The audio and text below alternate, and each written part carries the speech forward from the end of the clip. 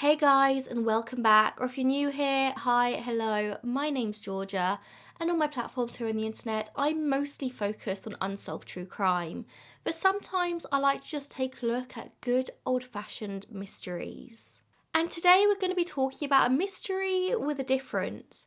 We're going to be uncovering the story of the Mothman, a humanoid creature first spotted in North America that through folklore has slowly made its way into public consciousness.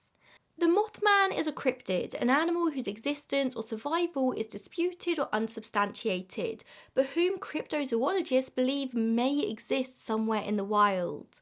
And we're going to explore whether or not there's a basis to this myth, a basis to the myth of the Mothman. Could this creature really exist, be out there waiting somewhere in the wild? I actually first learned about this when I saw a video about it on TikTok quite a few months ago, and it freaked me out so much that I had nightmares about it that night. It was one of those spooky atmospheric videos with the twinkly music in the background, the low voice. It was just terrifying. So I was really brave and decided to talk about it today. But you know what they say, knowledge makes things a whole lot less scary, which kind of explains a lot of what I do on the internet. It explains a lot about who I am as a person.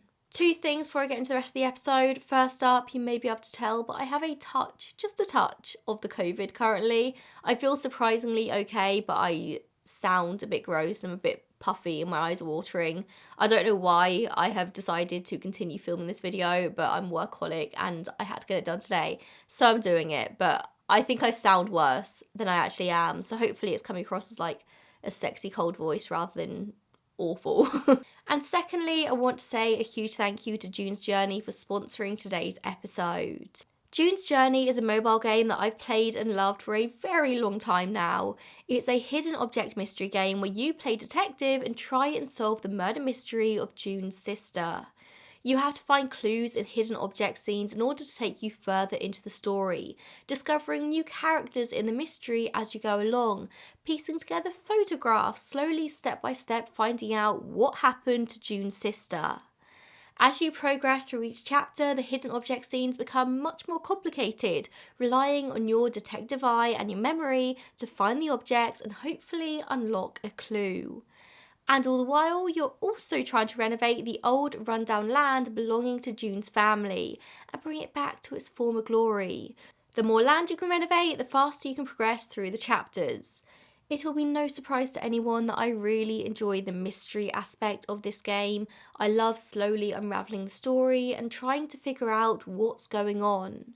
I mean, I researched some pretty heavy topics for my channel, you may have realised, and sometimes I do just need to take a minute out and switch off at my desk for just a second, and June's Journey keeps my brain working whilst also not being too heavy or confusing until I feel like I can get back to work.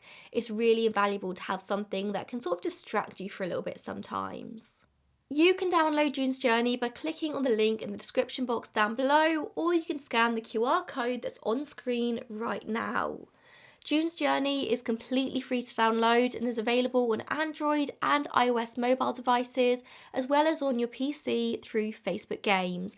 I highly recommend you go and play. And with that, this is the story of the Mothman, a creature well known within Appalachian folklore. On November 15th, 1966, police in Point Pleasant, West Virginia in the USA started to receive reports of a very odd creature near the site of a former World War II munitions plant. Two young couples called in, Steve and Mary Mallet and Roger and Linda Scarberry, and they'd been driving together on State Route 62 when around midnight they'd seen a strange 7-foot-tall figure in the headlights, glowing red eyes catching off the light. They said the creature did look human for the most part, apart from the red glowing eyes and the fact it had 7-foot wide wings. Panicked, the driver of the car, Roger, sped away, but he was very stressed to find that the creature, whatever it was, followed. The thing was a very clumsy runner, its limbs didn't seem to work properly on the ground, but then it rose upwards like a helicopter, using its large wingspan and gliding through the air. Even as the car reached speeds of 100 miles per hour, the creature was very easily able to keep up, but luckily by the time they reached Point Pleasant, it seemed to have gotten bored, being nowhere to be seen. As you can imagine, the couples were very shocked, very shaken, trying to come to terms with what on earth had just happened. They debated going to the police to report what had happened, but they weren't idiots. They knew how crazy all this sounded, and they were sure that the police would just laugh them off. So instead, they make a very strange choice. They decided to head back up the route instead to verify their claim, see if they could spot this creature again. So they started on the journey, but pretty quickly realised this was a very risky idea, so decided to just turn back again. However, as they turned the car around, they noticed a dead dog lying on the side of the road, a dog that they were sure wasn't there before. And then, as they drove past, something heavy hit the back of the car, but before they could even see what it was, it ran away from the vehicle back into nature. Now, I do want to take a moment here to note that the actual story differs from source to source, but I've done my best to put forward a narrative that seems to make the most sense. That's the problem with folklore such as this. The very nature of it is that it does change from person to person.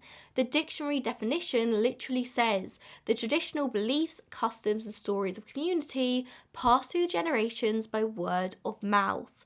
So yes, take all of this with a pinch of salt. I'm trying to build a story, but every source has something a little bit different. I know some people don't like hearing about dead animals in these episodes, but the dog may be very relevant to the story here, because the day before it seems this creature, which came to be known as the Moth Man, may have been seen in Salem, West Virginia, where a German Shepherd named Bandit reportedly very uncharacteristically bolted into the woods, following two glowing red circles, just like the Mothman's eyes.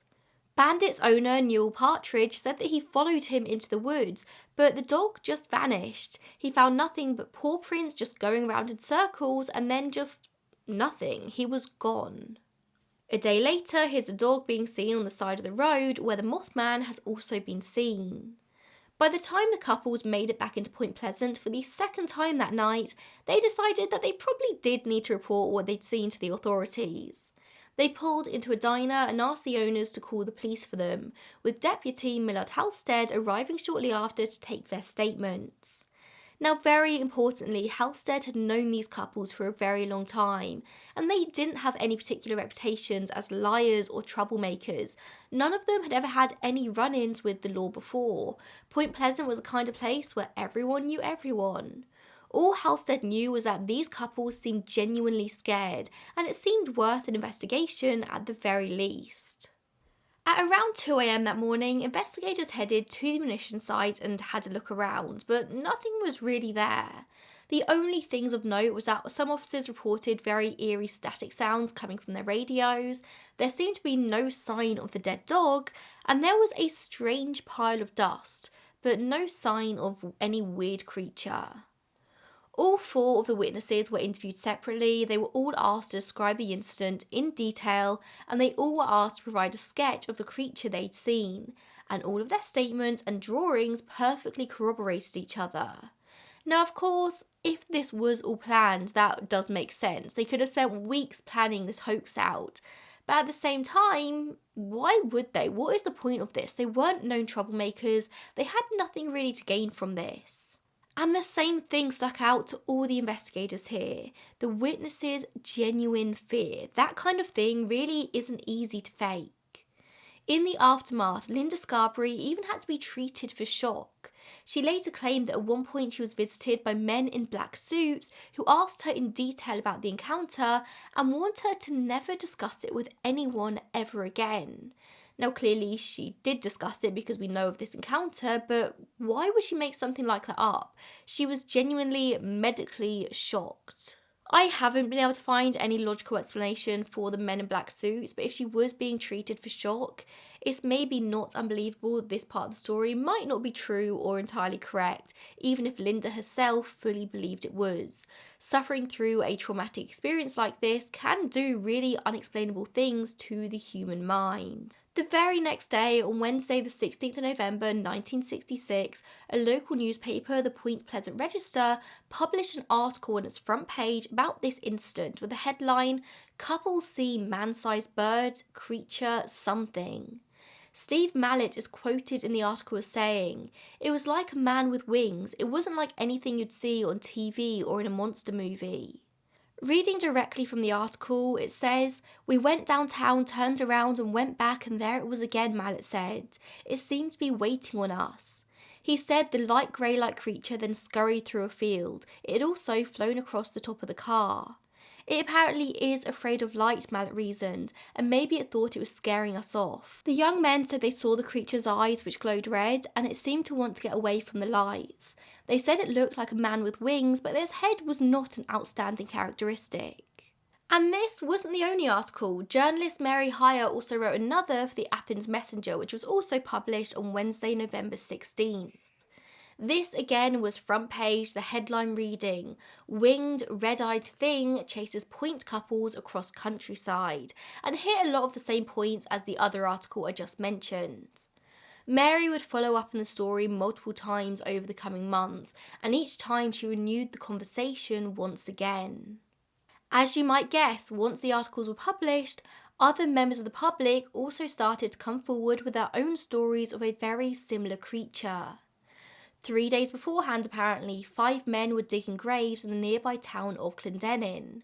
One of the men, Kenneth Duncan, claimed to have witnessed a large man-like figure with wings come out from the trees and fly over their heads. Marcella Bennett and her baby daughter were visiting a friend who lived near the munitions site, and she said as she was approaching her car to leave, she saw a tall, dark figure with glowing red eyes standing next to her car.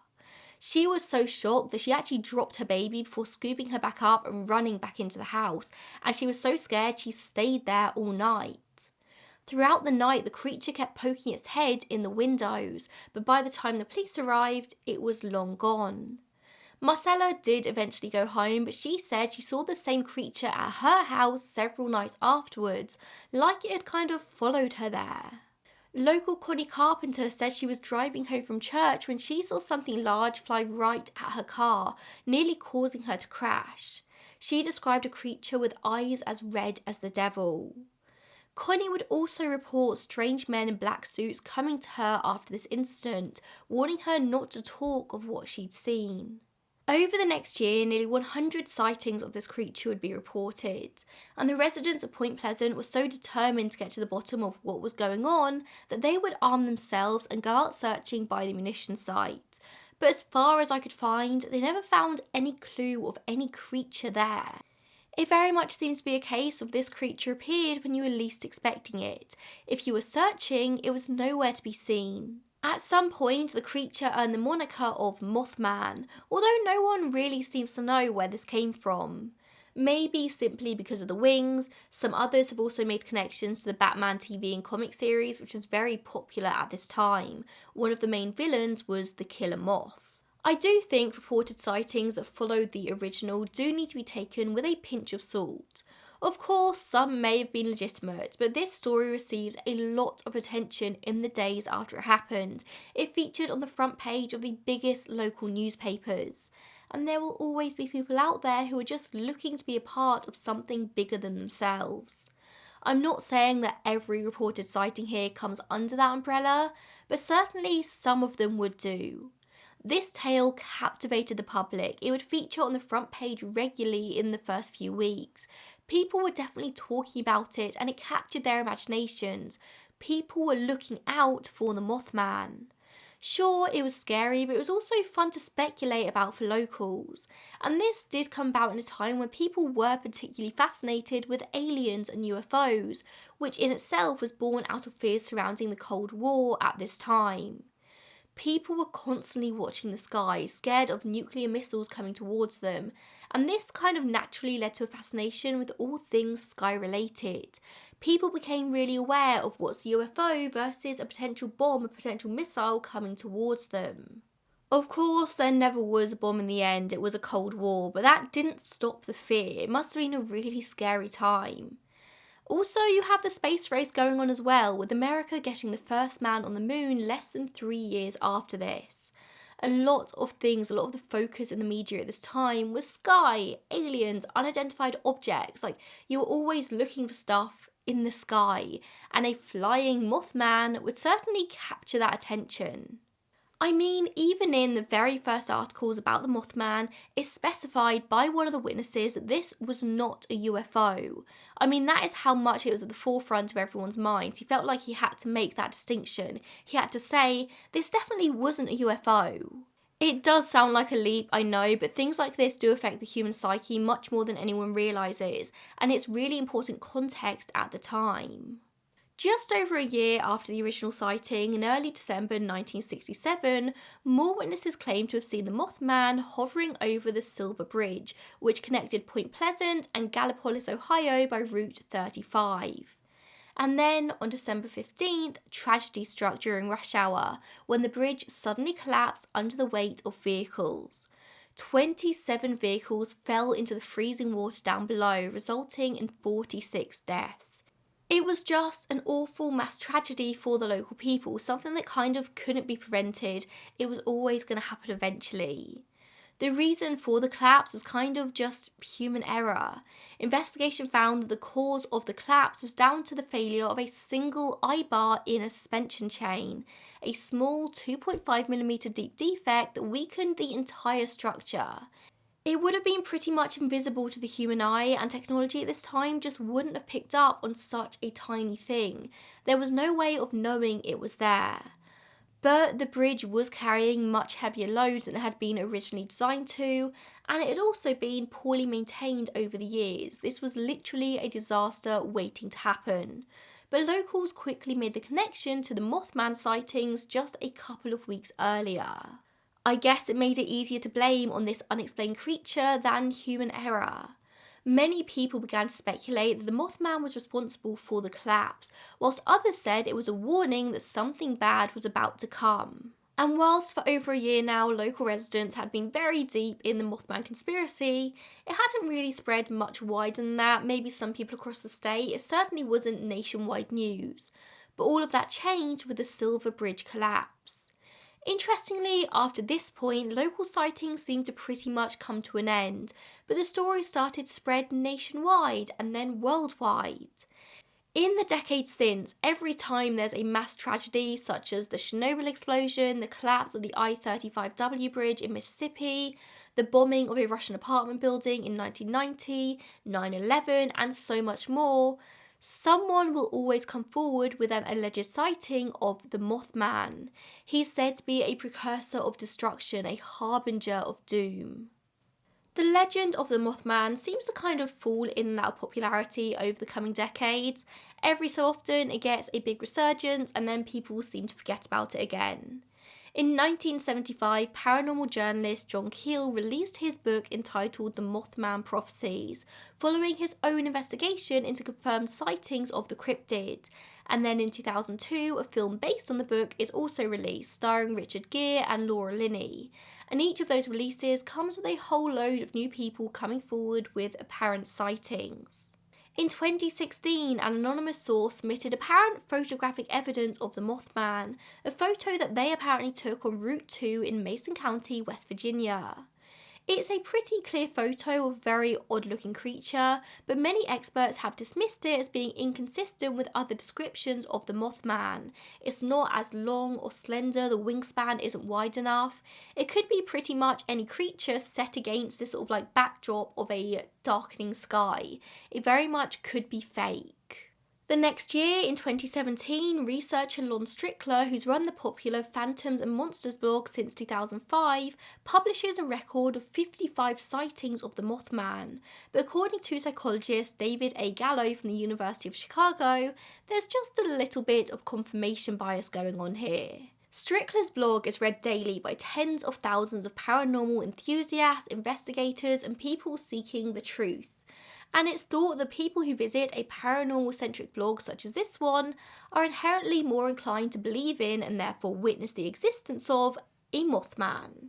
Whereas non-believers may see a strange creature such as this one and be able to rationalise it. Maybe they'd think it's a bird or an oddly shaped tree or a trick of the brain. Only people who know of the Mothman will be able to see it and think, that's the Mothman. I make no secret of the fact that I am inherently a skeptic. Do I personally believe in creatures such as the Mothman? No, I just find the world easier to navigate if I don't accept their existence, but I do find the stories fascinating to research regardless. But for skeptics such as me, what is the reasonable explanation here? People are clearly seeing something, so what is it? Well, research points to a very simple explanation. It's the type of bird.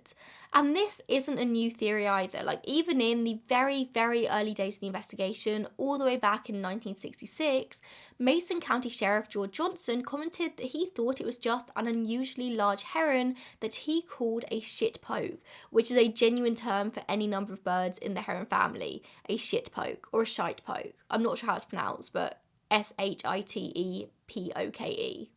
More specifically nowadays, researchers have identified the most likely culprit here as being the Sandhill Crane, native to North America and Siberia. They tend to be found in large open habitats, kind of like the area around Point Pleasant, although this isn't generally an area they would be found year round, only in migration season.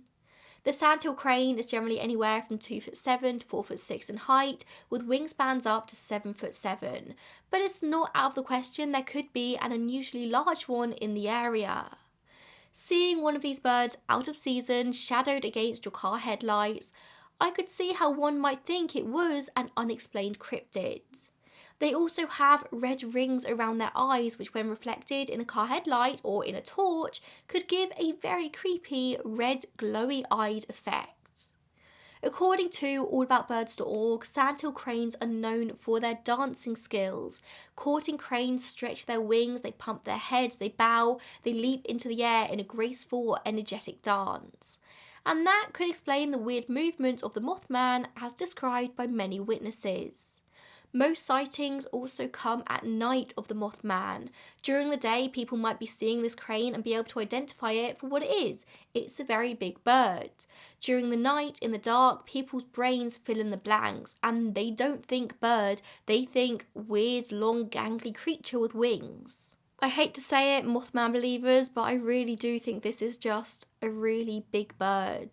Whilst paranormal investigators or paranormal lovers are always reporting sightings of the Mothman, the most notable recent sightings come from Chicago, Illinois. From around 2011 onwards, there have been a spate of sightings in the city. The most recent sighting comes from Chicago O'Hare Airport in September 2022, where an anonymous United States postal worker reported seeing something standing at the far end of the parking lot. As they told blog UFO Clearinghouse, they thought at first it was just a very tall person with a very long coat, but when their car headlights hit it, it turned and looked right at them. Apparently, it was very clear that this was a red-eyed creature and the coat was instead long wings, which slowly spread out. At first, they thought it was a large bird, but it stood almost 7 foot tall. And then it started to make a chirping sound, like a half chirp and half click, before running towards them and taking off into the air. For what it's worth, allaboutbirds.org does state that the Sandhill crane's call is a loud, rolling, trumpeting sound whose unique tone is a product of their anatomy. They basically have these long tracheas or windpipes that coil into the sternum, and that helps the sound develop a lower pitch and harmonics that add richness. And I don't know if that is the same sound that was described here as a sort of like clicking, chirping sound. Another report came from the same area in December 2022. An anonymous fireman stationed at Chicago O'Hare Airport reported, "I heard what sounded like a chirping sound, followed by what sounded like shuffling coming from nearby. I looked around and that's when I heard the clicking coming from across the street. I looked up and standing at the edge of the HVAC plant was a very tall, thin, human-like creature with huge wings that were spread out. This creature was looking directly at me with a pair of large red eyes that had the intensity of a pair of tail lights or one of the lights on the engine." Apparently, when he spoke to colleagues about what he'd seen, many of them reported seeing something very, very similar. Has the Mothman moved to Chicago? Apparently, these sightings are being investigated, but not by the authorities, instead by so-called paranormal experts online. Does that count as a true investigation? I don't know. Like, how does your standard person even begin to look into something like this? Surely any such investigation would be hugely compromised by confirmation bias.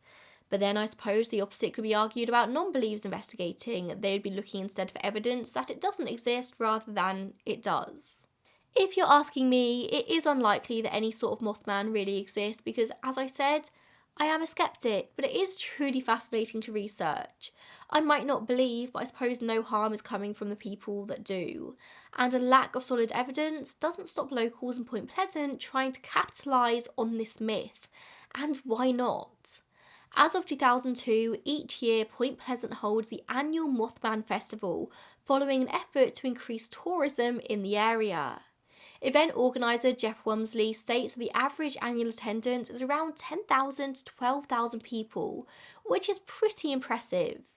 In 2003, a 12-foot tall statue of the Mothman was unveiled, created by Bob Roach, and in 2005, the Mothman Museum and Research Centre was opened in Point Pleasant. Wamsley said to the Post Athens, "In 50 years, Mothman turned into a pop phenomenon. I mean, it's in video games and movies and documentaries and all kinds of crazy stuff. Obviously, the museum does really well because of people coming from all over the world." Point Pleasant is a small city. The 2020 census shows a population of just 4,101 people, and it doesn't have many claims to fame.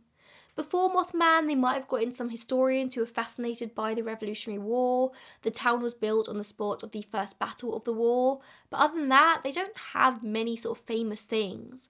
But now they have the Mothman, bringing in 10,000 people annually. That's double the town's population. Why would they not capitalise on this as much as possible? It just makes sense. So, what do you think? Do you think the Mothman is a mysterious creature or a misplaced, particularly large crane? Do you or anyone you know have any stories or experiences with the Mothman or any other folklorian creature? If you do, I really want to hear your stories in the comments down below. Try and convince me this is real. Thank you so much for tuning in today, and a huge thank you to June's Journey for sponsoring today's video. Please make sure you check them out in the top line of the description box. Like I said, the game is completely free to download, so why not? And I will see you in the next one. Bye guys.